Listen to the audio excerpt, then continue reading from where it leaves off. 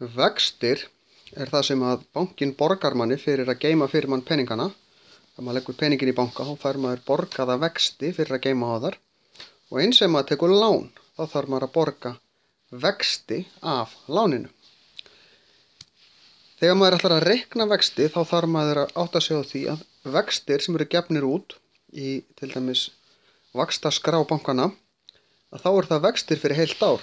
Þannig ef ég geymi 100.000 krónur á 5% vöxtum sem eru með sér frekar háir vextir, þá geri ég til þess að finna út hvað það er, þar ég breytir sér 0,05 sinnum 100.000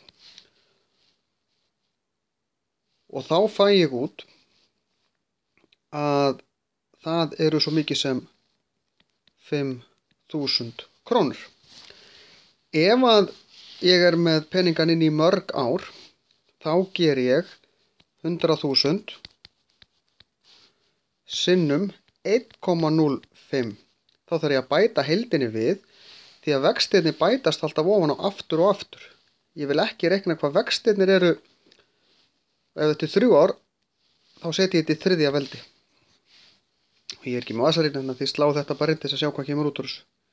Ef hins vegar þið eru með peningana inn í minna en ár, þá gerið þið 100.000 sinnum vaxtaprósentan sem er þá 0,05. Ef þið viljið vita hver upphæðin er eftir ár með innistæðinu, þá gerið þið 1,05. Ef þið viljið bara vita vextina, þá gerið þið 0,05. Sinnum fjöldi daga deilt með 360. Af hverju 360? Jú, það eru 360 dagar í bankaárinu.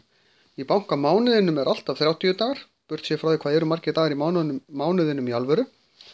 Þannig að hérna setjum við fjölda daga, til dæmis bara 180 dagar, ef við erum með peningan inn í 6 mánuði. Og svo kemur bara útkom út úr þessu. Þetta er hlutfall úr árinu sem við erum að reikna vexti.